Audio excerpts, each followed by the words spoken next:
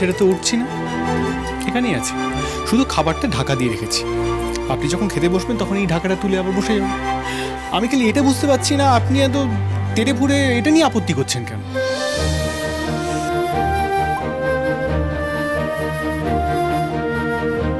আপনি কিন্তু প্রচন্ড বাড়াবাড়ি করছেন। এই দেখুন, এই শুনুন শাশুড়ি মা, আপনার মেয়ের কথা শুনুন। আমি নাকি বাড়াবাড়ি করছি? আচ্ছা, আমি কি আপনার মেয়ের সাথে বসে খেতে পারবো না? হ্যাঁ, পারবি। আজকে তুই খড়ির সাথে বসেই খাবি। আমার আপনার তেমনিতে হয়ে গেছে, আমরা খেয়ে উঠে যাবো, তারপরে তোটা বসে দিবি। হ্যাঁ হ্যাঁ, ঠিকই তো বলেছে। ও খড়ি, জামাই বাবার যখন শখ হয়েছে তোর সাথে একসাথে বসে খাবে, তখন তুই আবার না করছিস কেন?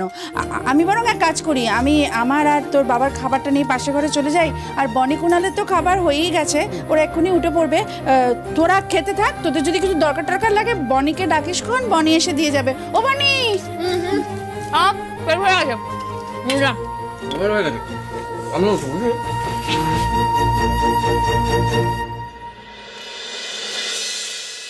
কি চাইছেনটা কি আপনি?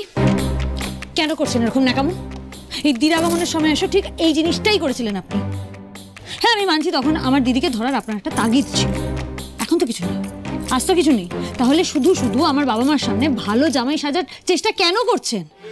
আচ্ছা, আপনার এটা ন্যাকামো কেন মনে হচ্ছে আমি বুঝতে পারছি না। আপনি তো বলেছেন যে স্ত্রীকে তার যোগ্য সম্মান দিতে হবে। যেদিন আপনি আপনার এই অহংকার ভুলে বিনয়ের সাথে আমার সামনে এসে দাঁড়াবেন, আমাকে স্ত্রীর সম্মান দিয়ে এখান থেকে নিয়ে যেতে চাইবেন, সেদিন ঘড়ি আপনার সাথে যাবে, তার আগে নয়। তো তাই দিচ্ছি, আপনি দাঁড়িয়ে থাকবেন আর আমি এখানে বসে খেয়ে নেবো, এটা কি হয় নাকি? এটা ভালো দেখায়?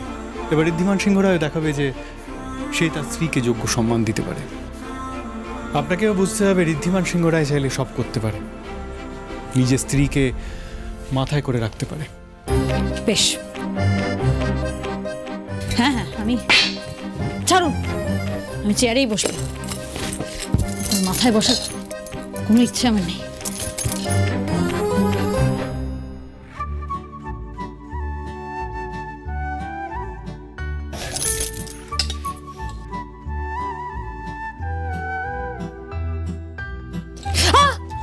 কি হলো দেখি?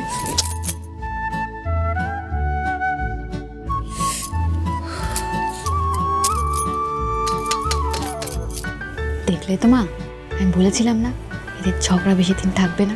দেখো দেখো, জামাইবাবুর নাম্বার 1 নিজে মেজদিকে খাবার বেড়ে দিচ্ছে। ঠাকুর আছেন রে বনি, ঠাকুর আমার কথা শুনেছেন। আমি তো সবসময় চেয়েছি ওদের দুজনের মধ্যে যেন এরকম নির্মিষ থাকে সবসময়।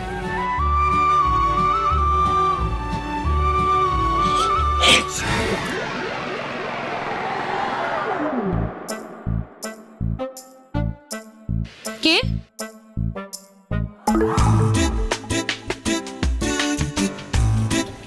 সাথে আপনাকে শান্তি গোপাল বলি।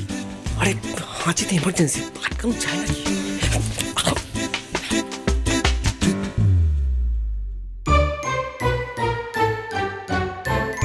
বাড়াবাড়ি রকমের আধিক্যতা, সবাই কি ভাবছে কে জানে। কেন, কি আবার ভাববে? ভাববে যে আমি আমার নিজের বউকে যত্ন করে খাবার বেড়ে দিচ্ছি, এটাই ভাববে, সম্মান দিচ্ছি। এখন কথা বলবেন না, খেতে খেতে কথা বললে কিন্তু গলে আটকে যেতে পারে। এ বাবা, এইটুকু খাবার দেখুন, আমার পাতে কত খাবার। নিন নিন, আর একটু নিন। আরে আরে নিন না, আমি তো ভালো করে খান। এভাবে খেলে চলে? এটা মনে রাখবেন, সংসারে কিন্তু স্বামী স্ত্রীর সমান অধিকার,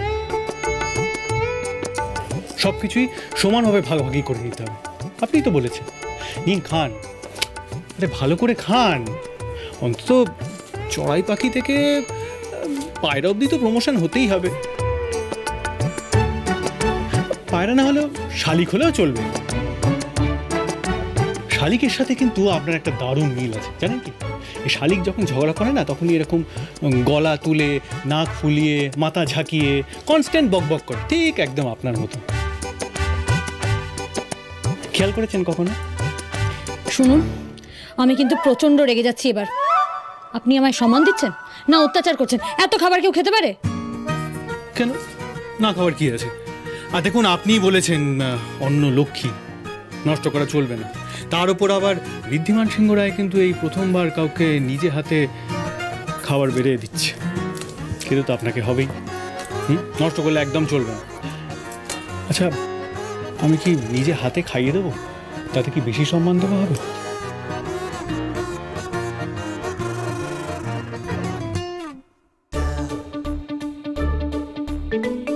এবার ঋদ্ধিমান সিংহ রায় আপনার এমন সম্মান আর সেবা করবে যে আপনি হাঁপ ছেড়ে বাঁচতে আমার সাথে সিংহ রায় বাড়ি ফিরে যাবেন খুড়ি।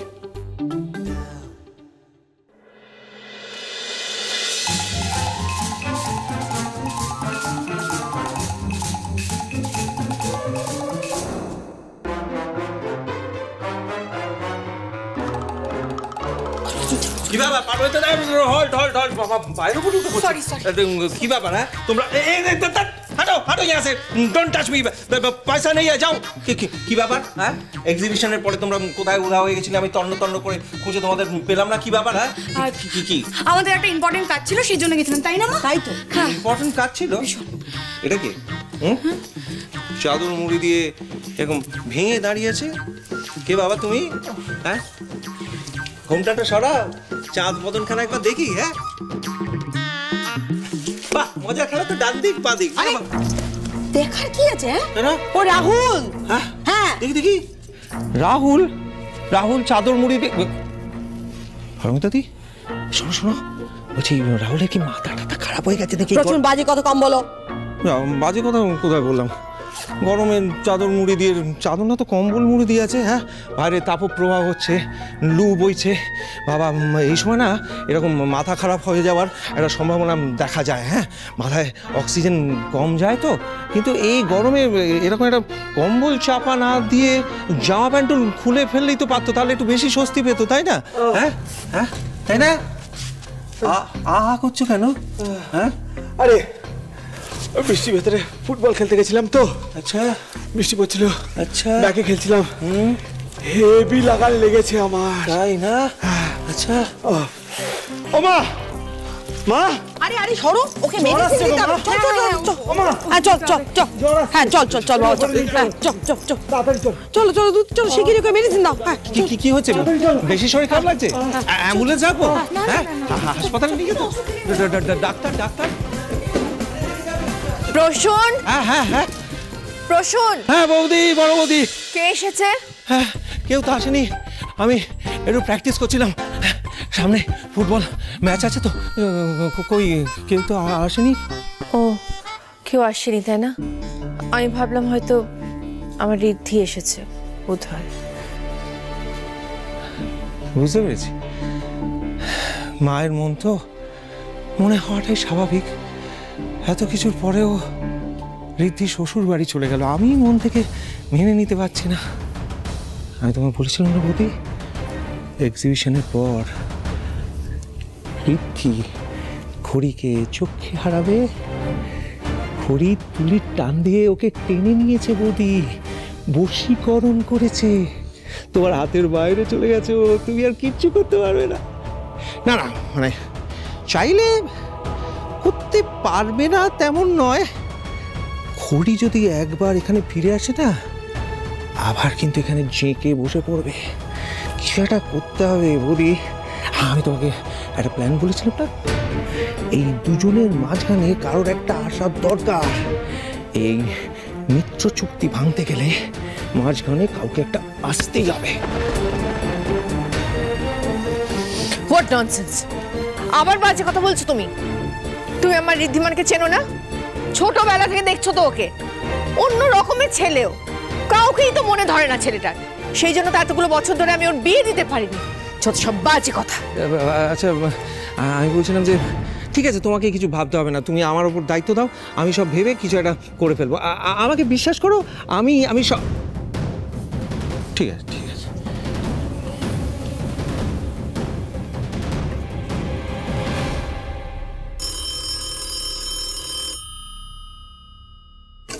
হ্যালো মিসেস খড়ি সিংহ রায় আছেন কে আপনি